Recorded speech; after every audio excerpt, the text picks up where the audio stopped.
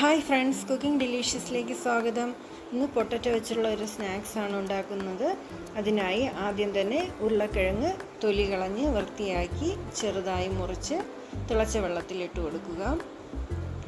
നന്നായി വെന്ത പൊട്ടറ്റോ ഒരരിപ്പയിൽ കൂടി കോരി മാറ്റുക. ഒട്ടും വെള്ളമില്ലാതെ എടുത്ത പൊട്ടറ്റോ ഒരു ഫോർക്ക് ഉപയോഗിച്ച് നന്നായി ഉടച്ചെടുക്കുക.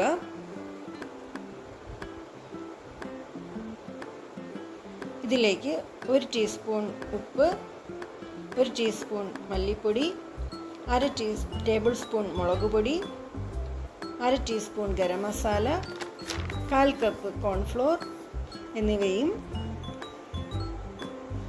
ചെറുതായി അരിഞ്ഞ മല്ലിയിലയും ചേർത്ത് നന്നായി കുഴച്ചെടുക്കുക. കുഴച്ചെടുത്ത പൊട്ടറ്റോ മാവ് അല്പം എടുത്ത് നീളത്തിൽ ഉരുട്ടി മാറ്റി വയ്ക്കുക. ഒരു പാനിൽ വെജിറ്റബിൾ ഓയിൽ ഒഴിച്ചു കൊടുക്കുക. ചൂടായ എണ്ണയിലേക്ക് തയ്യാറാക്കി വച്ചിരിക്കുന്ന പൊട്ടറ്റോ സ്റ്റിക്സ് ഓരോന്നായി ഇട്ട് കൊടുക്കുക. നന്നായി ഫ്രൈ ചെയ്തെടുക്കുക.